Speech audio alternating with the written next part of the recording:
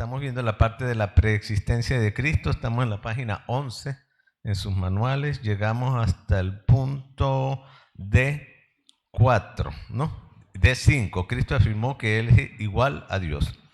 Ok, entonces vamos a seguir.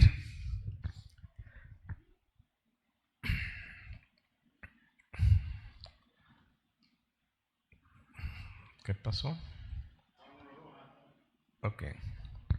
Ok, entonces en Juan 1:2 nos habla, dice que este era en el principio con Dios, o sea, que estaba con Él.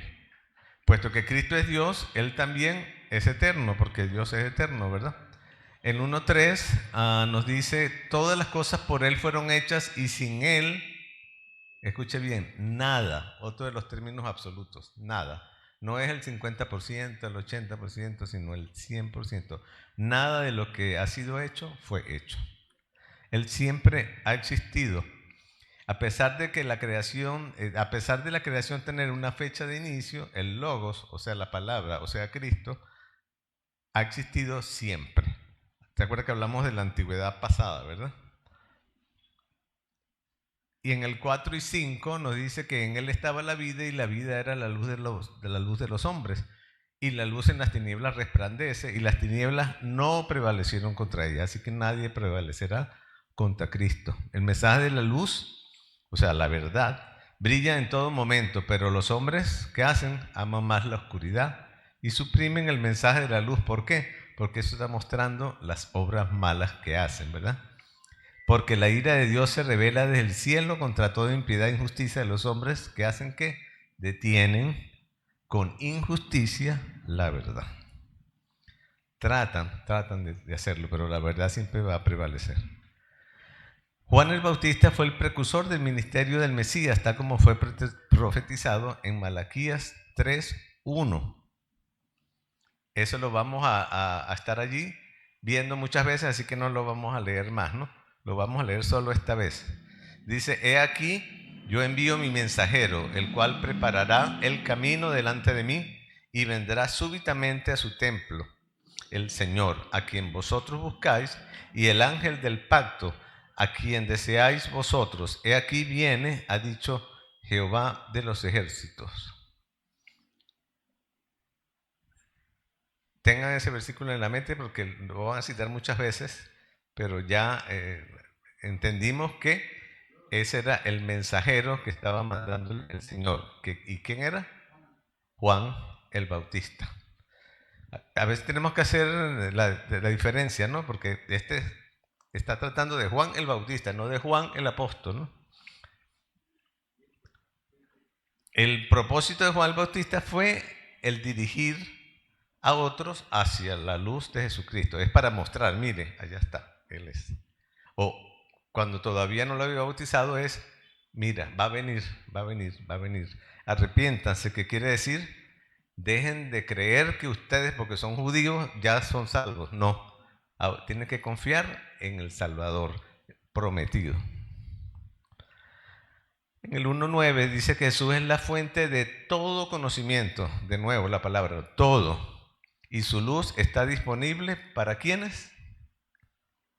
Para algunos de los hombres, solo para las mujeres, solo para los hombres, solo para los judíos, los blanquitos, los chelitos o los morenitos, para todos. Amén.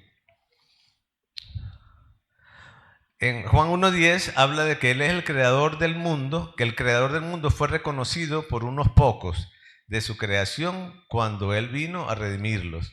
A los suyos vino y los suyos no le recibieron. Jesús vino a los judíos como el cumplimiento del pacto davídico, pero ellos no le reconocieron. Y déjenme leerla aquí, 53:3. Despreciado y desechado entre los hombres, varón de dolores, experimentado en quebranto, y como que escondimos de él el rostro, fue menospreciado y no lo estimamos. Eso pasó y sigue pasando hoy para las almas perdidas, ¿no? Pero nuestra función es, así como Juan el Bautista, dirigirlos a Cristo. A pesar de que el mundo en su conjunto rechaza a Jesús, algunos sí lo aceptan, y de entre eso estamos nosotros, ¿verdad? Como dice en 1:12. Solo aquellos que ponen su fe en la persona de Jesucristo tienen el derecho de ser llamados hijos de Dios. Ustedes saben muy bien que eso es una enseñanza típica que dice que todos somos hijos de Dios. Y es falso. Eso suena cuando queremos nosotros ser más santos que Dios, mejores que Dios y más buenos que Dios. No, no. Dios no castiga. Había una persona que conocimos allá en Puerto Ordaz que odiaba que Dios odiaba. Dios odia el pecado. Él decía, no, Dios no odia, porque entonces Dios es amor. No, pero la ausencia del amor es lo que es como la luz muestra su esencia cuando alumbra, ¿verdad? ¿Y qué es la oscuridad? La oscuridad no es nada, la oscuridad es falta de luz. Cuando no hay luz está oscuro, ¿verdad? Entonces, por inferencia, pues también nosotros vemos acá. Solo aquellos que ponen su fe en la persona de Jesucristo tienen el derecho de ser llamados. Y en Galatas 2:6 dice, pues todos sois hijos de Dios, ¿cómo? Por la fe. ¿En quién? En Cristo Jesús. ¿Y algo más? ¿O alguien más? Nada. Dios dice, da a las personas que creen en Cristo el nuevo nacimiento. Dice en el 13, lo voy a leer, los cuales no son engendrados de sangre, ni de voluntad de carne, ni de voluntad de Dios, de varón, perdón, sino de Dios. Yo digo, esto lo explico yo así muy fácil, con que Dios no tiene nietos, Dios tiene solo hijos. Y quisiéramos nosotros que en verdad, porque ya nosotros somos cristianos, nuestros hijos fueran cristianos. No, nuestra labor está en llevarlos a Cristo, pero la decisión es de ellos. El Señor tiene interés en que cada persona nazca individualmente. Es una relación personal con Dios. No puede ser, yo no soy cristiano porque nací en un lugar cristiano. Yo soy cristiano porque yo creí en Jesucristo. No importa si nací en un lugar cristiano o no. Inclusive si estoy en la peor condición, porque ese es el amor de Dios. Juan usó el término carne para enfatizar la humanidad de Jesús. El 14 dice que el verbo fue hecho carne. Quiere decir que fue hombre 100%, como es 100% Dios. Juan enfatizó en el versículo el 14 que la realidad histórica de que Dios se hizo hombre en un término o un concepto que se llama la unión hipostática. Y ahorita vamos a ver un poquitico más de eso. No vamos a profundizar tanto, lo vamos a enunciar nada más. Pero el concepto es que Dios, el Padre, Dios, el Hijo, Dios, el Espíritu Santo están unidos y son uno. Jesús es la persona única, excepcional en el universo debido a su deidad, y me gusta esta palabra, irreductible, o sea que no se puede borrar, no se puede quitar. Y su deidad irreductible y su humanidad verdadera en una sola persona que es eterna. Hermano, ¿usted sabe cómo funcionan las estaciones repetidoras de microondas, con lo cual usted puede hablar por teléfono con la China ahorita mismo? Usted tiene que entender eso para usar el teléfono. ¿Verdad que no?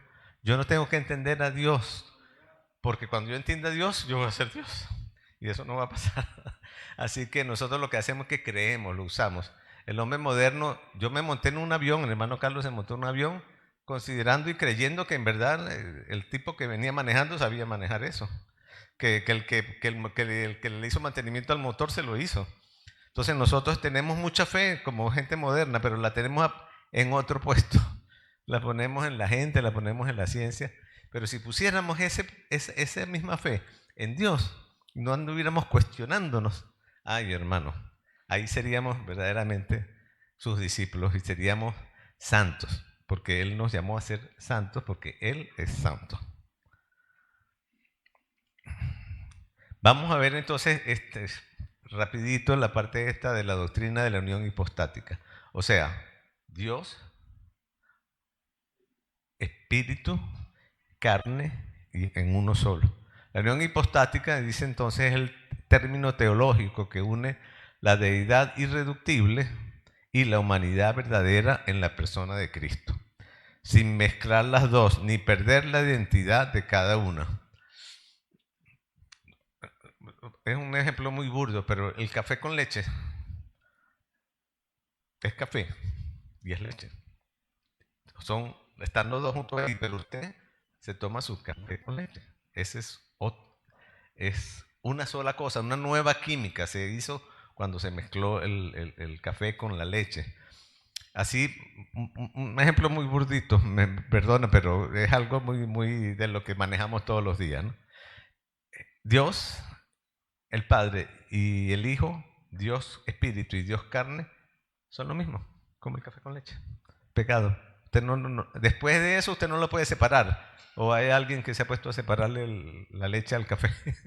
No, ya ellos son. No hay diferencia. Eso viene de unas palabras griegas que es upostasis, que es la naturaleza sustancial de algo, las características que conforman, es decir, la esencia de algo. La esencia o la naturaleza del Dios hombre, Jesucristo, su divinidad. Ya vimos que Jesús era Dios, ¿verdad? Pero también su humanidad. Estoy enseñando el libro de Juan, entonces le llegaron la gente de su propia tierra, no creían en él. Acuérdese que él nació en Belén, pero él se crió en Nazaret, entonces por eso le llamaban el Nazareno. Él estaba en Nazaret enseñando y entonces le llegó la gente, pero ¿y quién es este? ¿Por qué tú dices eso? Si nosotros te conocemos, tu papá es María, tu mamá es María, tu papá José, conocemos a tu hermano Jacobo, José, Judas, y no me acuerdo del otro. Y tus hermanas, ¿cómo tú me vas a decir? Prueba de que eran testigos de que él era verdaderamente hombre, persona, y que fue creciendo con ellos, ¿no? No fue que de la noche a la mañana ¡pum!, apareció Jesucristo por ahí, no. Ellos lo vieron crecer, aprender carpintería, estar con su papá, jugar con sus hermanos, todas las cosas normales de una persona. Él era humano 100%. Dice que estas cosas están aseguradas juntas para siempre como comportamientos impenetrables, o sea que no los puedes dividir, no puedes separar una cosa de la otra. La unión hipostática de Cristo empezó cuando la palabra, el verbo, se hizo ¿qué? Carne. Y Cristo tenía que ser a la vez Dios y hombre para ser ¿qué? El sustituto apropiado y el mediador para la humanidad. Hermanos, acuérdense que el pecado entró al mundo por una persona. Y también entonces la salvación entró al mundo por una sola persona. Se llama a Cristo el segundo Adán, ¿verdad? Porque es la nueva creación. Y nosotros somos nuevas criaturas, la nueva creación. Como ambos, Dios y hombre, solo Jesucristo podía representar y ser el sustituto del hombre ante Dios. Tenía que ser hombre para poder pagar el precio por los hombres. Si él hubiera sido aprovechado, y eso estábamos hablando hace rato con el hermano Carlos, si hubiera aprovechado su condición de Dios para hacer las cosas, habría estado descalificado. Cuando él fue tentado, él podía haber convertido las piedras en pan y haber comido, pero ese era un truco de Satanás para hacerlo desviar. ¿Y él qué hizo? Lo refirió todo el tiempo. ¿Y qué usó? La palabra. Por eso es que nosotros tenemos que conocer la palabra, estudiarla, meditarla, escucharla, leerla, usar todos los medios posibles para llenarnos de la palabra. Y aunque a veces nos pareciera que estamos repitiendo tal, no, hermano, la palabra va quedando allí, no importa cuántas veces la lea, vuélvala a leer, vuélvala a estudiar, y eso va a brotar en un momento dado específico de su vida cuando usted lo necesite, y va a darle gloria a Dios. Y Jesús resistió la tentación, y nosotros vamos a resistir la tentación, ¿cómo? Haciendo lo que hizo Jesús, lo que Él nos enseñó, usando la palabra. El correcto sustituto capaz de morir por la humanidad tenía que ser plenamente, completamente, 100% humano. Un hombre ordinario puede morir solamente por ¿cuántas personas? Por sí misma, no más nada. Y no estaría pagando, porque no está pagando el precio de la vida eterna. Igual como aquellos corderitos y eso, vamos a decir que tapaba provisionalmente el pecado, pero no lo quitaba, ¿verdad? Como Dios, la muerte de Jesús tuvo un valor infinito, que aplica a toda la raza humana. Eso vale por el... ¿Te acuerdas que una vez el Señor dijo que tenía unos precios, unos tortolitas, ¿verdad?, que se ofrecían de sacrificio, más que un cordero, más que a lo mejor un becerro de 1 año, perfecto. Entonces va escalando, ¿no? Y llegamos al salto, vamos al tamaño de la importancia de Cristo. Entonces Él era capaz no de cubrir uno, sino cubrir todos. ¿Y sabe qué? Pasados, presentes y futuros. De los que han vivido, de los que viven y de los que van a vivir.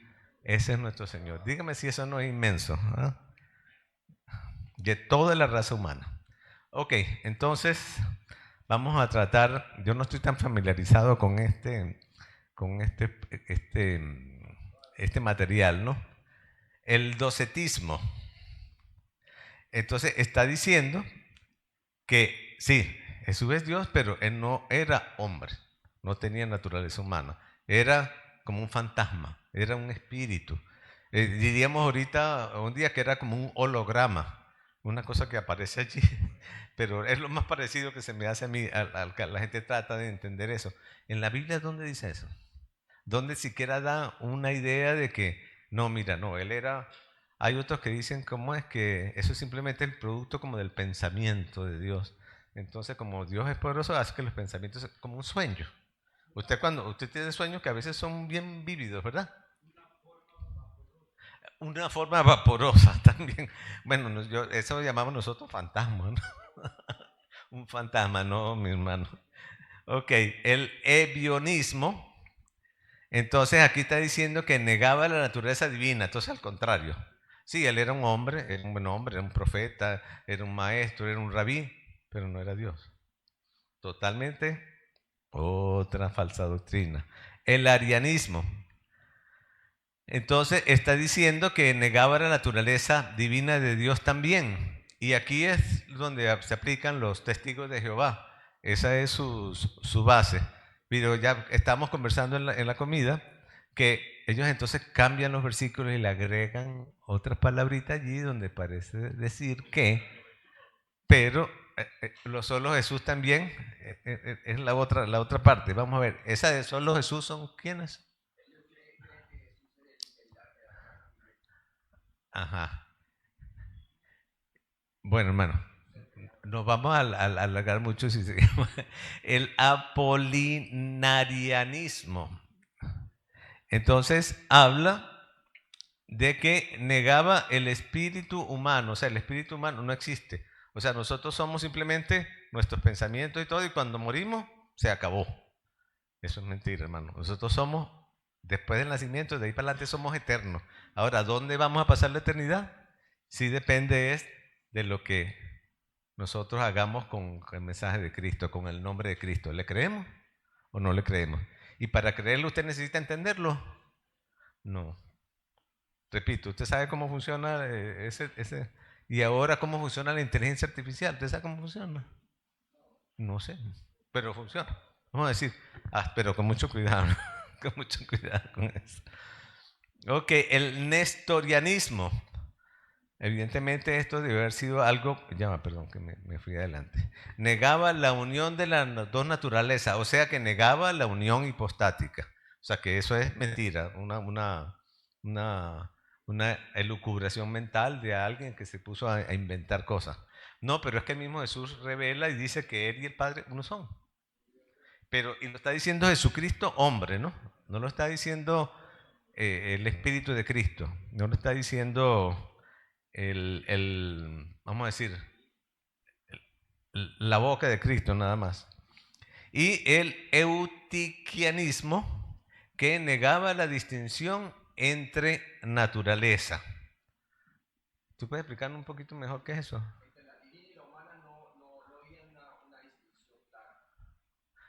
O sea, como que decimos nosotros en Venezuela, un arroz con mango. O sea, mezclando una cosa con otra cosa que no tiene nada que ver. Ok, entonces vamos a ver entonces lo que es este concepto de la naturaleza divina y la naturaleza humana en la persona teantrópica. Hermanos, no estoy diciendo vulgaridades, ¿no? Esas son palabras griegas que existen. Ok, entonces la kenosis, cuando Cristo adquirió una naturaleza humana en su encarnación. Kenosis entiendo yo que tiene que ver algo así con piel, ¿no? Probablemente, ¿no? Y él voluntariamente restringió el acceso a su naturaleza divina que podía haber usado. Él no podía ver, cuando Pedro le cortó la oreja, él no le dijo que habían legiones de ángeles que estaban allí, porque él podía haberlos usado y no lo usó. Él tenía todo el poder, se restringió a sí mismo para mostrar que él era obediente. Obediente.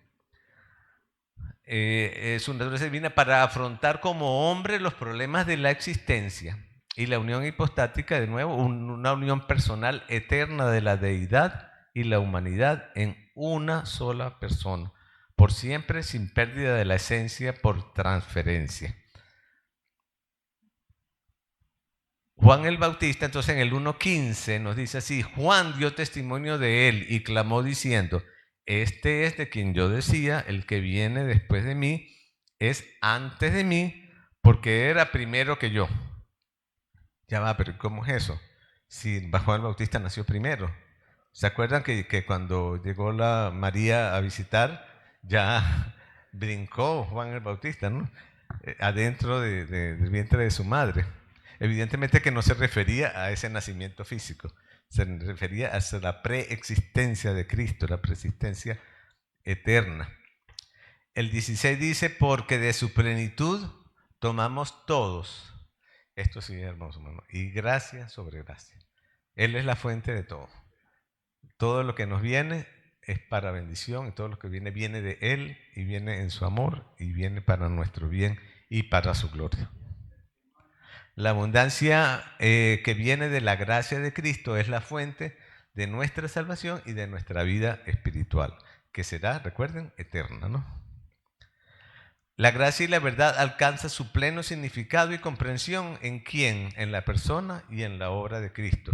Si Jesús hubiera venido como persona, pero no hubiera hecho la obra, no habría significado nada, ¿verdad? Pero Él no vino aquí a jugar o a pasar el rato. Él vino a ejecutar un plan que Dios había hecho y lo hizo perfecto. Y lo creemos. Dice: nadie en ningún momento de la historia humana ha visto al Padre. Y lo dice aquí, ¿quién? El Señor Jesucristo. A Dios nadie le vio jamás. El unigénito Hijo que está en el seno del Padre, Él le ha dado a conocer. Así que si queremos conocer a Dios, ¿a dónde vamos a ir? A Cristo. ¿Y dónde está escrita la palabra de Cristo? En su palabra, en la Biblia. El Señor habla en forma clara.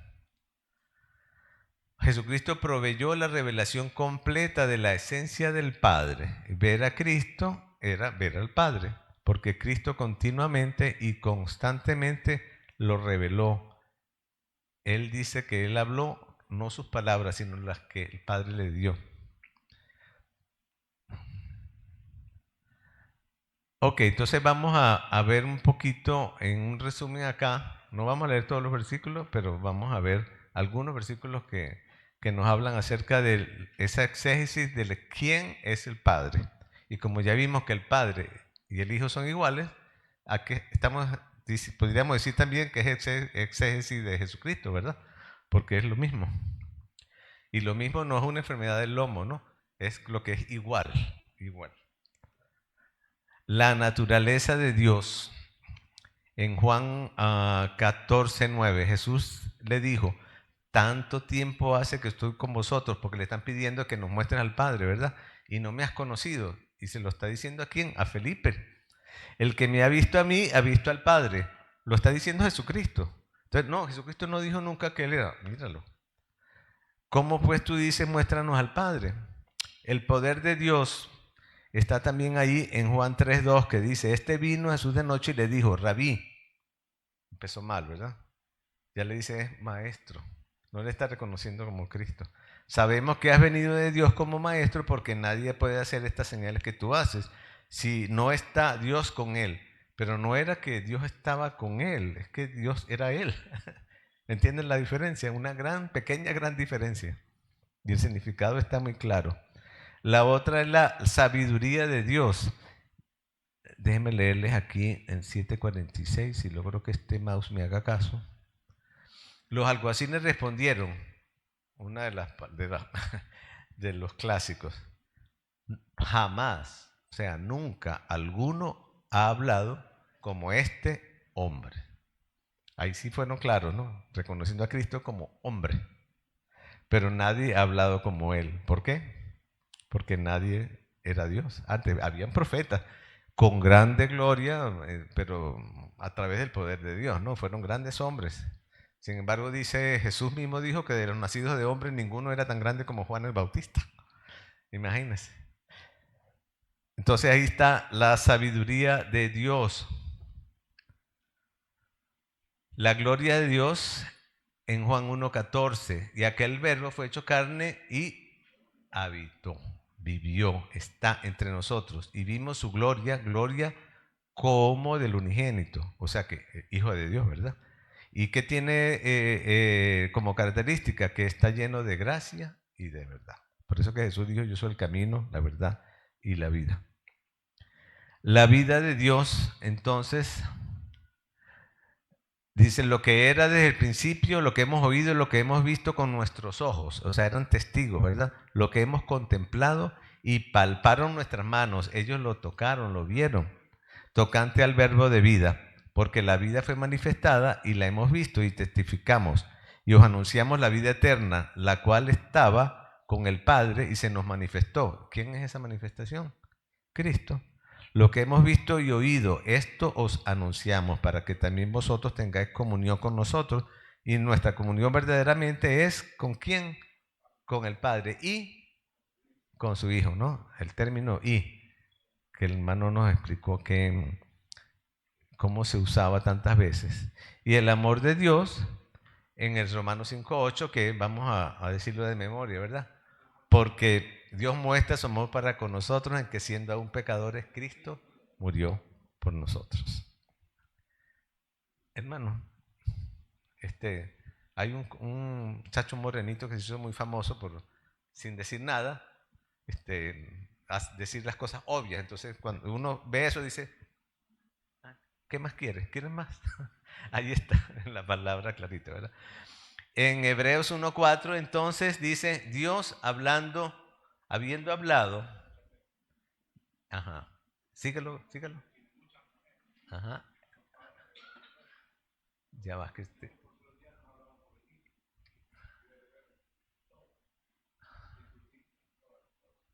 en estos postreros días nos ha hablado por el Hijo, a quien constituyó heredero de algunas cosas, de todo, y por quien asimismo hizo qué cosa, el universo. Ese es nuestro Padre y ese es Jesús. Ok, ahora vamos a entrar en una parte interesante. Van a ver un material que yo creo que no lo han visto nunca antes. Para mí también fue cuando estaba estudiando la primera vez que lo vi tan detallado. Los judíos trabajan mucho con la genealogía. De hecho, ellos han hecho de eso una ciencia, ¿no? Y hasta usted puede ir y poner su nombre allá y allá le consiguen su tatarabuelo.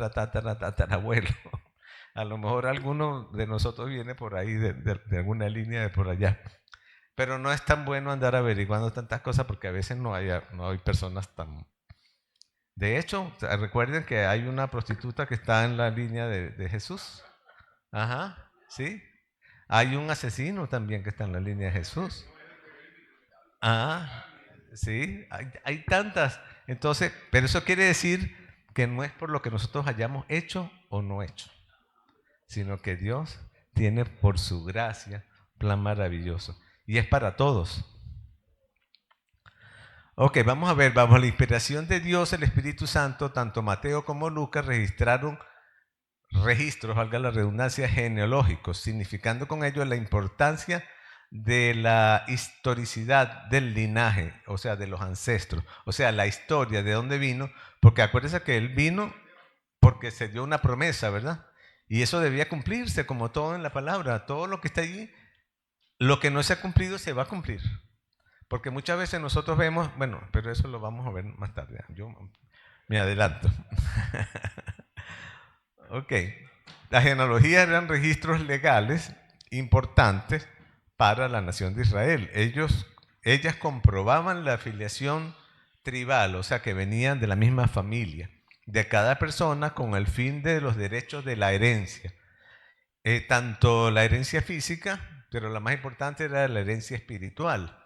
A ellos les fue dado la promesa, pero cuando rechazaron la promesa, entonces salimos nosotros ganando. Porque ahora entonces nosotros somos injertados en el olivo otra vez. Y bueno, y gloria a Dios por eso, ¿verdad? Porque nosotros no lo merecemos. Los judíos tampoco, ¿no? Y como decía un hermano, estaba predicando, me perdona estaba predicando que el hombre era malo, que el hombre pecaba, que se había apartado, y la señora todo el tiempo decía que sí. Entonces el pastor cuando termina, va y le dice, bueno hermano, vi que usted entendió bien el mensaje. Entonces le dice, sí, porque el hombre es pecador, pero la mujer no, ¿verdad? Es para todos, es para todos. Okay. Ajá. ¿Por qué no fueron incluidas las genealogías por Marcos y Juan? ¿Ok? Acuérdese que quién era el que hablaba de la parte así racional, pensativa y todo, Lucas, ¿verdad? Pero Marcos, porque Marcos le hablaba a los romanos, y los romanos eran, como habló Carlos, eran prácticos, o sea, cosas fácticas, ¿no? Ahí diríamos ahorita que eran como unos gringos, ¿verdad? Más o menos. El gringo generalmente es también así, muy práctico, muy pragmático. Él va a cosas que producen un resultado. Si no, no lo hace. Nosotros hacemos cosas más por disfrutar. Y aunque no ganemos, la pasamos bien, ¿verdad? Pero ellos no son así. Macro escribió al mundo romano, el cual no consideraba dicha información como importante o necesaria. Pues si usted nació y es nieto de Pedrito Pérez, para ellos eso era igual. Si eran inclusive nieto del César, tampoco, porque en verdad no era hereditario. Eso se hacía porque el que demostraba poder, el que tenía más inteligencia, el que sabía manejarse en ese mundo político. Juan regresó a la eternidad pasada para enfatizar a Jesús como el Hijo eterno de Dios. Y por consiguiente, una genealogía es innecesaria para establecer dicha verdad. Sin embargo, la genealogía se presenta. Y vamos a ver cómo Jesús tenía tanto por José como por María, para que nadie le quedara con la duda. Vino de la línea de David tanto por José como por María. Pero sabemos muy bien que en contra de lo que era la costumbre, en este caso vino a través de María, porque María era la descendiente directa. Y José pues no tuvo nada que ver con eso. Así que era políticamente sí, porque era el esposo de María, pero no era el padre de Jesús. La genealogía de Mateo, dice aquí, contiene 41 nombres, y la de Lucas, qué raro, ¿no? 74, casi el doble, lo cual demuestra pues lo que ya vimos acerca de cómo manejaba Lucas y el tipo de mensaje, el tipo de audiencia que tenía. Mateo trazó el linaje de Cristo desde Abraham hasta José, pero Lucas lo trazó todo desde Adán, se fue más atrás, o sea que investigó un poquito más. Ya Mateo consideraba que no, ya como Abraham era el padre de la nación de Israel, entonces bueno, si a partir de allí era suficiente. Pero Lucas fue más todavía y dijo, no, vamos a irnos atrás. Mateo trazó el linaje a través de Salomón y Lucas lo trazó a través de Natán, el otro hijo de David. Mateo trazó el linaje de Jesús a través de José, lo que daba a Jesús un derecho legal al trono de David. Pero Lucas trazó el linaje de Jesús a través de ¿quién? De María, mostrando que Jesús tenía el derecho al trono de David por linaje, o sea, por descendencia, ¿verdad? Por ser de la sangre, o sea, por ser consanguíneo, tener los mismos, dirían ahora, los mismos genes o el mismo ADN, vamos a decir así, la consanguinidad de David por nacimiento, o sea, que era hijo de la promesa. ¿Por qué se da la genealogía de Cristo? Vamos a tratar de explicar un poco, ¿no? Repito, estas no son explicaciones o puntos ya ya que se terminaron, ¿no? Ahí siempre se sigue estudiando, se sigue desarrollando y salen cosas, más detalles con el estudio. En Mateo, la genealogía de Cristo contestaba a las preguntas importantes que un judío correctamente preguntaría a cualquiera a quien afirmara ser el rey de los judíos. O sea, muéstrame tu álbum genealógico para ver. Si tú no tenías nada que ver con David, tachado. Era un judío también, era un hebreo y tenía otros privilegios, pero no el de ser el que se iba a sentar en el trono de David, que era por supuesto Jesucristo. El templo albergaba los registros genealógicos. Cualquiera que cuestionara la genealogía de Jesús podía verlo. Vamos a decir, eso es como el sitio donde estaban las partidas de nacimiento, pues, de todas las personas. Ese fue el primer registro que hubo, lo llevaban los judíos. ¿Pero por qué? Porque querían guardar la línea de Cristo hasta allá. Y de la pertenencia a alguna de las tribus de Israel, ¿verdad? Esdras 6.2 dice, 2.62, perdón. Estos buscaron su registro de genealogía y no fue hallado, y fueron excluidos del sacerdocio, porque solamente los de la tribu de Leví podían ser sacerdotes. Y se acuerda que varios cometieron ese error, ¿no? De tratar de imponer sacerdotes, bueno, porque a ellos les gustaba, pero no podían ser sacerdotes sino solo de la... Acuérdense que a todo Israel se le dio tierras y todo, menos a la tribu de Leví, porque dijo que Dios es su herencia. Así que el que podía hacer el ejercicio del sacerdocio era solamente un levita. Nunca los enemigos de Cristo le preguntaron a él acerca de su genealogía. ¿No les parece curioso? Yo pienso que es que de verdad ellos sabían que sí era. Entonces, exacto, entonces no le quisieron preguntar porque, bueno, como decían en el béisbol, esa era como una bolita, ¡pum!, la iba a sacar de jonrón Jesús. No le preguntaron eso. Ajá. Vamos a ver entonces las características de la genealogía de Mateo. Mateo hizo un resumen sistemático de los 3 periodos de la historia de Israel. Desde Abraham hasta David, eso está en Mateo 1, 2, 5, no lo vamos a leerlo. Desde David hasta la cautividad babilónica, que está en Mateo del 1, del 6 al 11. Desde la cautividad babilónica hasta Jesucristo, está en Mateo 1, 12 al 16. Y Mateo relacionó a Cristo con 2 grandes pactos entre Israel y Dios. Y vamos a ver cuáles son. El pacto abrahámico, que nos lo habla en Génesis 12, 1, 3, que todos conocemos. El pacto que hizo Dios con Abraham, que bendeciré a todos los que te bendijeren y a los que te maldijeren maldeciré. Y lo que nos aplica a nosotros. Y serán benditas en ti todas las familias de la tierra. El otro es el pacto davídico, que está en 2 de Samuel 7, del 8 al 17.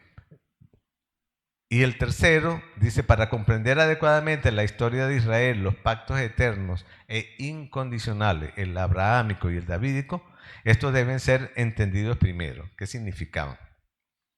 Aquí hay una infografía que trata de mostrar esto que estamos diciendo. En Génesis entonces de 12, del 1 al 3, habla de tierra, linaje y bendición. Estas son adicionales, no están en su material, ¿no? El pacto inmobiliario, que era el pacto de las tierras, que él iba a darle esas tierras en las cuales ellos iban a pisar, ¿verdad? Está en Deuteronomio 29 y 30. El pacto davídico, que está en 2 de Samuel, lo cual habla del linaje, o sea, de dónde viene. Y el nuevo pacto en el cual estamos nosotros, ¿verdad? Que es el pacto de bendición, y vamos a leerlo ahí en Jeremías un momento. Yo no sé qué se me hace este mouse, se me pierde aquí.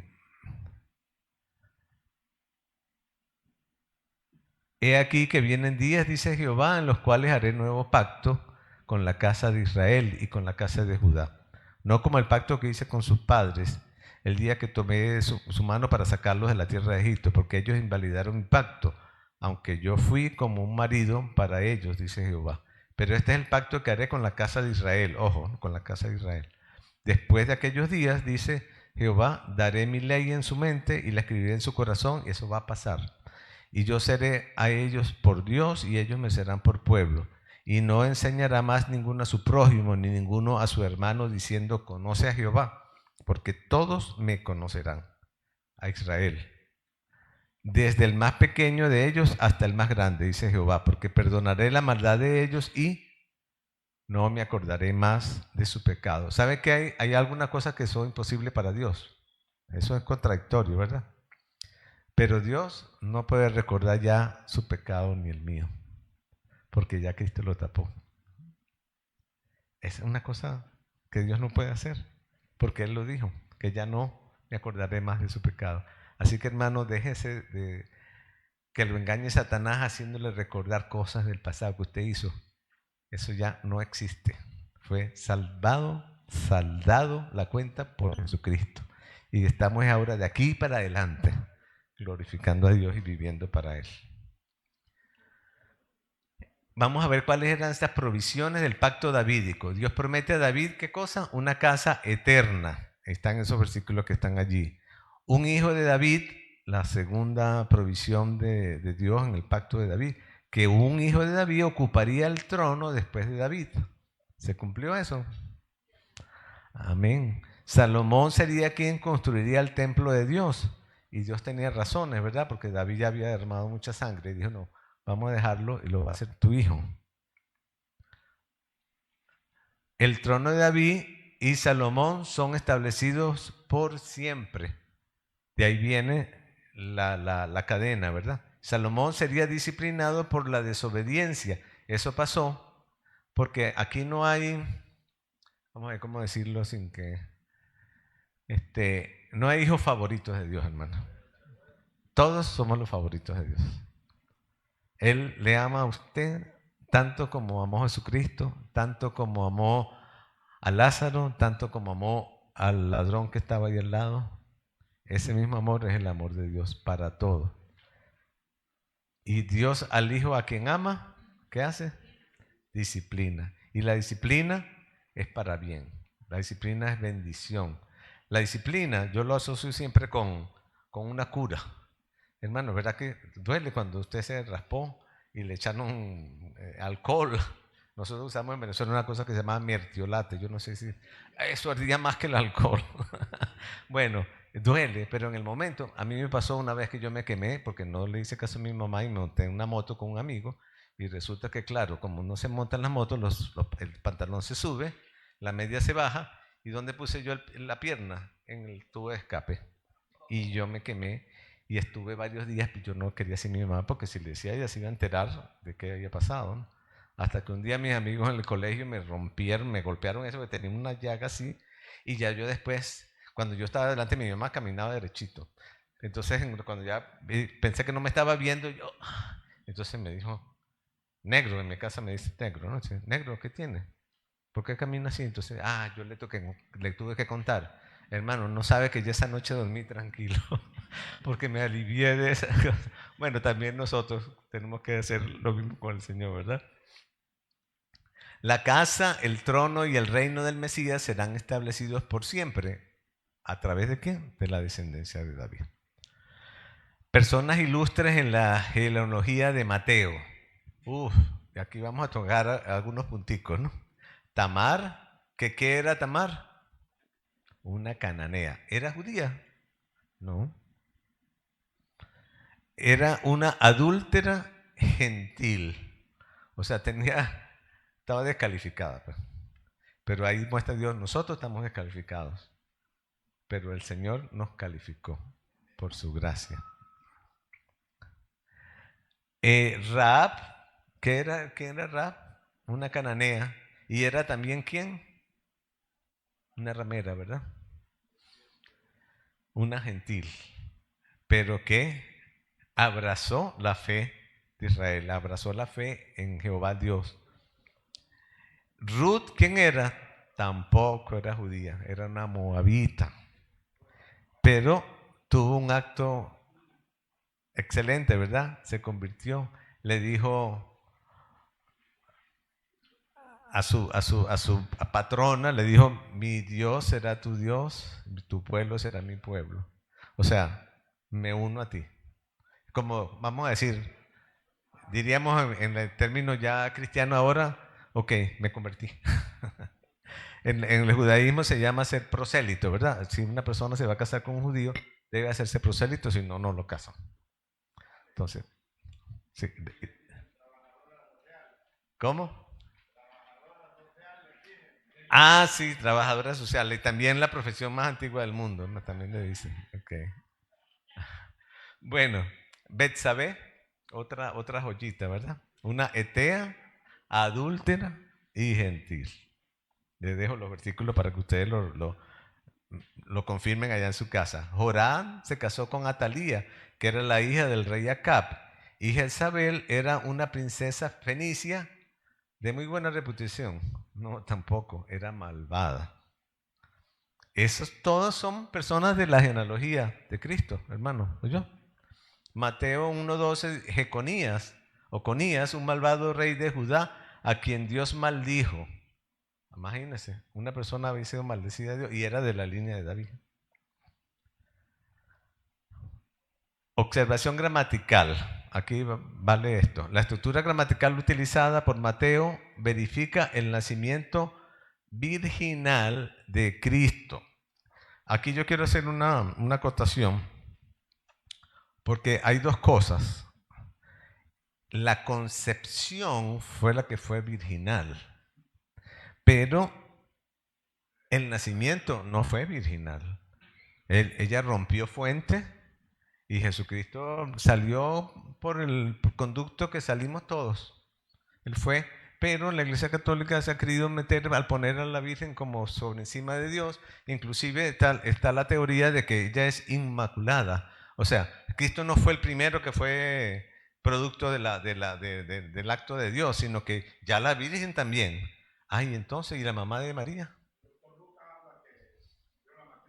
Abrió la matriz, correcto, correcto.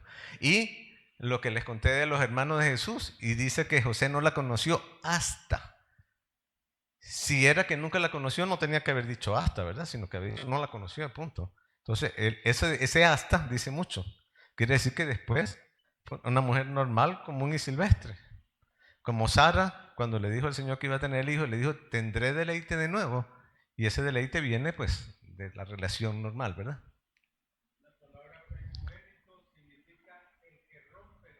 El que rompe la matriz.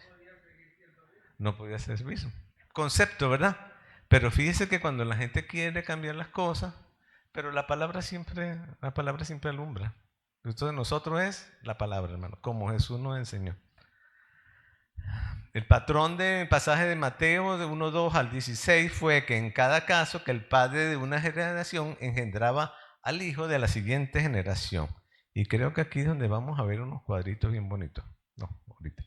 En el versículo 16 dice que Mateo cambió dicho patrón diciendo, María, de la cual nació Jesús. Fíjese que no usó José, del cual nació Jesús. Nosotros tenemos por costumbre, los brasileros ponen el nombre de la mamá, el apellido de la mamá. Nosotros ponemos como costumbre judía la descendencia del hombre. Pero Jesús, bueno, ahorita vamos a ver, tenía las dos, pero la de verdad vino por María. Ahora, María ella era virgen a la concepción, pero ya no era virgen después que dio a luz. Y después que continuó su vida normal como una persona, ¿verdad? Porque el sexo no es malo, el sexo fue creado con Dios por propósito. Y aparte de la procreación y aparte de tener hijos, también es para el gozo y el placer, porque Dios nos hizo y sabe de lo que necesitamos, de lo que queremos, de lo que nos hace felices, de lo que nos hace contentos, ¿verdad? Deleite, dijo Sara, tendré deleite de nuevo. Así que no era una fertilización in vitro, ¿no? Ahorita estamos tratando de ser más que Dios, inventar otras cosas. Yo digo que en algunas cosas, en verdad, eso está bien, porque Dios es creador, nosotros también. Pero cuando ya le queremos quitar el protagonismo a Dios, entonces ahora queremos hacer niños que no se vayan a enfermar más nunca, que además de eso sean de ojos azules y midan 7 pies o cosas así. No, mi hermano, el corazón es lo que es importante, no el físico. El ADN da la física, pero el espíritu no viene ahí. Ok, entonces, el nacimiento de Cristo cumplió exactamente la profecía de Isaías 7:14 que dice, por tanto, el Señor mismo os dará señal. He aquí que la Virgen, ¿sí?, concebirá y dará a luz un hijo y llamará a su nombre Emmanuel. Y no fue porque Jesús salió como un rayo de luz sin tocar allí nada y ¡plá! Apareció. No, él lloró, seguramente que le dieron su palmadita también, hubo que limpiarlo, cortarle el cordón umbilical, todo igualito que nosotros, hermano. El nacimiento de Cristo cumplió exactamente esta profecía. Y entonces aquí se los voy a pasar un poquito rápido, porque es largo. ¿Y cómo estamos de tiempo? Bueno, vamos bien. Sí, vamos bien, sí. Entonces fíjese, Adán y Eva, el que tiene la crucecita es el que lleva. Todos los otros son descendientes también de Israel, ¿no? Son hebreos también. Pero aquí va, Adán y Eva vino Set. Y Set, ¿se acuerda que era el tercer hijo, verdad? Y después viene Enos. Ajá, de Adán vino Enos. Y aquí vamos siguiendo, pum, pum. Algunas cosas no se saben, como quién era la consorte, la esposa de estos. Pero Enos, Cainán, Mahalael, Yared, Enoc, Matusalén, Lamec, Noé. Acuérdense que cuando llegó Noé se acabó todo. Solamente quedó Noé, su esposa, los tres hijos y las tres esposas, más nadie. Entonces tenía que venir por Noé. Y pasó así. Entonces de Nos vino y ya estamos por Noé, ¿no? La siguiente lámina es, bueno, aquí no sale el nombre de la esposa de José, de Noé, perdón, pero después ahí viene los tres hijos nada más. Sem es por allí donde viene la cosa. Y de Sem tuvo sus hijos y ahí viene uno que se llamaba Arfaxad. Yo les confieso que yo no le había puesto atención a esos nombres. Pero si me preguntan por ahí, en una pregunta en un béisbol bíblico, me raspan porque me dicen, digan el nombre de un hijo de Sem. No sé, pero este que se llamaba Arfaxad fue de la línea de Jesucristo, la línea de David. Entonces Noé sigue Arfaxad. Entonces tuvo a Sala, a Eber, y Eber por acá tuvo otro hijo que se llamó Pelec, y Pelec tuvo otro hijo que se llamó Reu, y todos tuvieron hijos e hijas, pero acuérdense que no las menciono. Ya vamos por Reu, ¿verdad? Reu, Serug, Nacor, Taré. Vamos a ver, ahora estamos por Taré. Ya va. Se me pasó aquí alguien. Abraham. Pero claro, me engañaron porque pusieron el nombre original, ¿no? Abraham. No era Abraham todavía. En ese momento él era Abraham cuando nació. Ahora después de Abraham, entonces vino de Sara, vino Isaac. Esa historia sí es como más conocida, ¿verdad? Así ya tenemos más. Y de Isaac vino Jacob, con todo ese gentío que estaba por los lados. Y de Jacob, a través de Lea, vino Judá. Y vamos a ver de Judá. Ajá. Viene entonces Fares, Esrón, vienen de Tamar. ¿Se acuerdan que hablamos de quién había sido Tamar? Aquí está, mire, en la genealogía. Esrón, Ram, Aminadab, Nastón, Salmón, Boz. Ese lo conocemos más, ¿verdad? Mos con Ruth tuvo a Obed, Obed a Isaí. ¿A Isaí tuvo a quién? A David. ¿Y quién es la simiente de David? Jesús. Vamos a ver, ya llegamos a David, ¿no? Ahora viene, a la cosa sigue. Ok, llegamos a David y David sigue y aquí está Natán de una de las, de Batseba. Tuvo él a Natán y Natán tuvo a este Salomón, ¿verdad? Luego vino, ¿quién está ahí? ¿Qué sigue? Después de Salomón. Ay, no, estamos en Salomón. Continuamos. Rehoboam, Abidá, Asa, Jenosafán, Jehoram, pam, pam, pam, pam, pam, pam, pam. Esta sí es una ametralladora.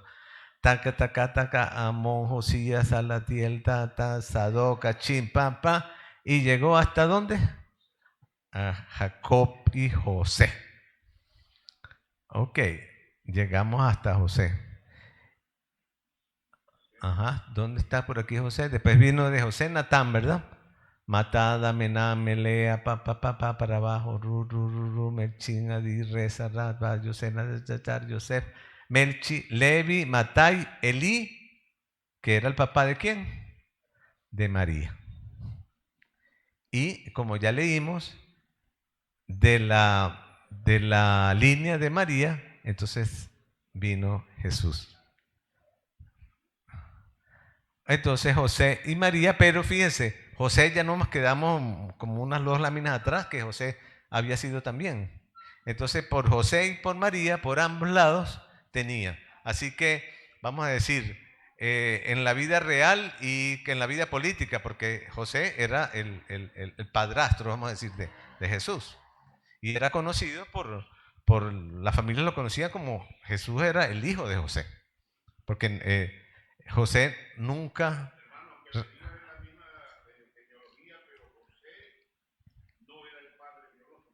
No.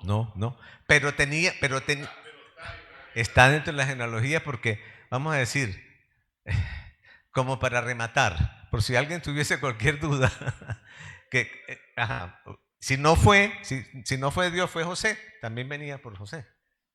Aunque no es vamos a decir un argumento, pero estoy yo elucubrando. Exacto, sí, él era su padre político, pues vamos a decir así, por adopción, porque ¿verdad? Jesús era adoptado. Por eso, hermano, los adoptados son gente que nosotros debemos bendecir y ayudar, ¿verdad? Sí. Eso llamamos nosotros en castellano normal, común y silvestre. Tenía derechos, sí, señor. Legales y espirituales. Los tenía por María y legales por José. Y de ahí vino Jesús. Entonces les dije que esto era todo un mosaico grande. ¿Y por qué es importante? Porque la promesa de Dios se cumplió. Eso lo que demuestra que lo que dijo Dios se cumplió.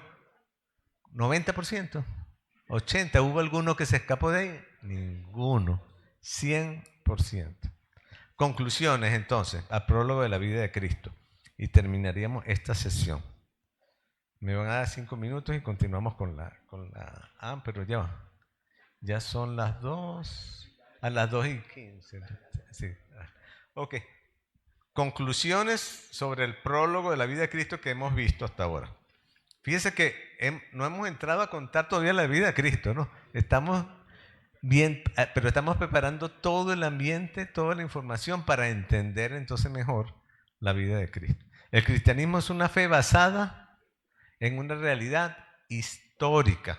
Hermanos, cada día más se descubren los nombres de estas ciudades que salen allí y las buscan por lo que dice la Biblia y excavan y ahí están. Pero como llegaron algunos que pasaron y vieron allí y no vieron nada, dijeron, no, es mentira, aquí no existe ninguna ciudad. Pero sabemos que las crecidas de los ríos, que los fenómenos naturales transportan grandes cantidades de tierra y hay ciudades enteras cubiertas. Ahorita están descubriendo una cantidad de pirámides de aztecas y de otras tribus en la mitad del Amazonas. Bueno, aquí mismo ustedes tienen, ¿no? En Honduras, aquí mismo, tantas en México, bueno, son las más famosas las de México, pero están descubriendo unas más antiguas inclusive. Pero como no la habíamos visto, no existían. Pero es un argumento incorrecto, ¿verdad? Por lo menos yo puedo decir, por ahora yo no la conozco, pero han salido cosas que se pensaron que nunca habían pasado y pasaron. La arqueología va porque es una realidad histórica. El cristianismo es más demostrable históricamente y arqueológicamente que cualquiera de las civilizaciones. Pero válida igual, porque mira, la naturaleza es una de las pruebas es extrabíblica, aunque está incluida en la Biblia, pero eso se llama evidencias. Y les recomiendo un libro que se llama Evidencias que exigen un veredicto, de Sachs Macmillan. Lo leí yo hace más de 50 años. Todavía lo tengo aquí, todavía recuerdo de tantas cosas. Evidencias que exigen un veredicto. Este era un hombre que su mejor amigo se lo consigue y le dice que es cristiano. Y este es un tipo de estos estudiosos de los de verdad, ¿no? Y le dice, ¿qué? ¿Tú estás loco? ¿Cómo se te ocurre? Nos vemos aquí en 2 meses. Yo te voy a demostrar que eso que tú estás creyendo son puras pamplinadas, puras mentiras. A los 2 meses, este hombre que era muy estudioso y buscaba las fuentes, en ese tiempo era mucho más difícil, hermano. Ahorita usted puede ir a Google y consigue, aunque tenga cuidado porque a veces Google dice mentiras, ¿no? Entonces no es exacto lo que dice ahí. Y han demostrado que en verdad a veces él por dar una respuesta dice cualquier cosa, pero no es verdad. Pero esto se investigaba de los libros con textos donde está. Como cuando uno hace una tesis para un posgrado, un doctorado, uno no puede decir, esto dio resultado de 5. No, usted tiene que mostrar y de dónde sacó usted cuando usted experimentó eso que le dio 5. No es así tocado así, agarrado así al voleo, ¿no? No. Entonces, ya que se consigue, y no le dejó hablar. Él le dijo, no me digas nada. Yo creo en Jesucristo. Y su testimonio lo tituló he logrado satisfacer mi mente. Porque el Evangelio y Dios es una realidad histórica, palpable, real, 100%. Nuestra fe en Cristo es fe en la realidad histórica de su persona y de su obra. De nadie se ha escrito tanto en la historia de la humanidad como de Jesucristo. La fe siempre tiene el conocimiento de un hecho como su objeto. O sea, tú lo sabes, entonces tienes que actuar en consecuencia, ¿verdad? Porque tú sabes eso, ahora ¿qué vas a hacer? ¿Le crees o no le crees? Solamente hay una opción, creer o no creer, falso o verdadero. En los quizzes que yo hago, eso tiene solamente 30 segundos para contestarse. Nosotros tenemos más tiempo que eso, pero es la decisión más importante que hacemos, creerle que es verdad o ignorarlo, rechazarlo. La fe siempre está basada en una declaración de verdad que se puede afirmar o negar. Evidentemente, nadie le está poniendo a usted una pistola para decirle. Yo lo escuché una vez así y lo utilizo mucho. Si yo le doy a usted este vaso y le digo que esto tiene agua y le vas a hacer la sed y le da vida, pero tengo este vasito aquí que tiene café, el cual déjeme probarlo. Está muy bueno, pero y usted le dice a la persona, esto es veneno. Si usted lo toma, va a morir. ¿A quién le va a echar usted la culpa? No, hermano, está claro. Si usted toma esto, se muere. Si usted toma esto, vive. Y usted va a tomar una de las dos, porque tiene que tomarla, porque es la cosa natural. Entonces, después que usted se toma el veneno, no le echa la culpa al veneno, ni le echa la culpa a nadie más. La culpa es usted, porque usted prefirió esto a la vida. Así de sencillo es, hermano. Así de sencillo es el Evangelio y la palabra de Dios. Solamente se afirma o se niega. Juan 1, del 1 a 3 dice que Jesucristo siempre ha existido como Dios.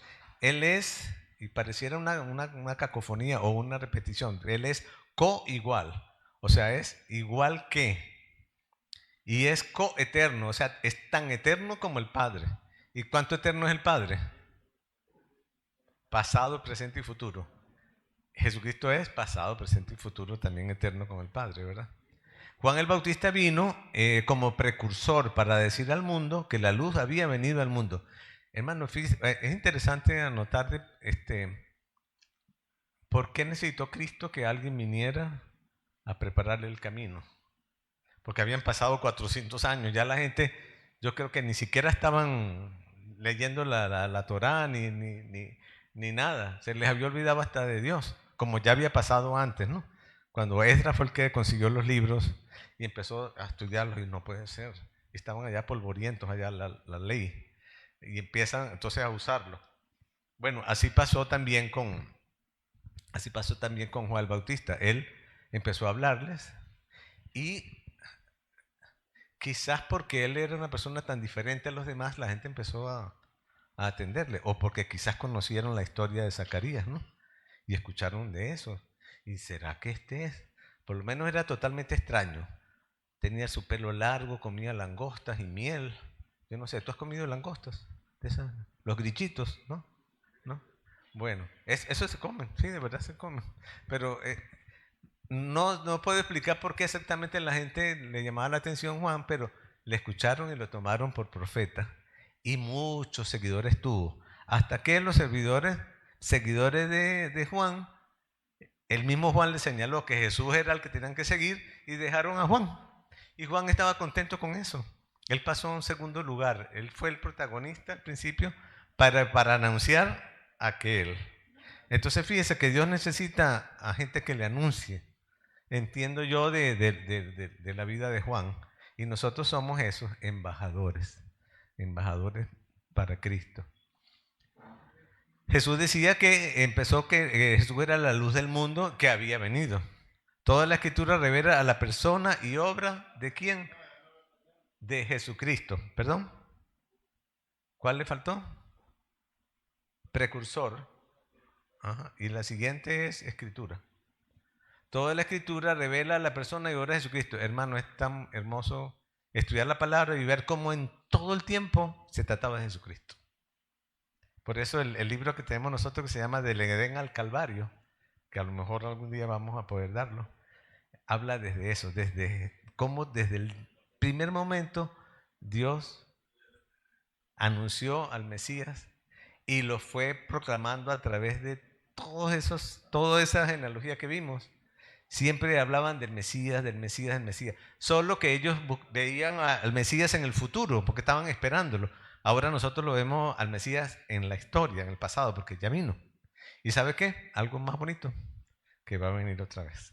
Y va a venir por nosotros. Y vamos a estar con Él para siempre.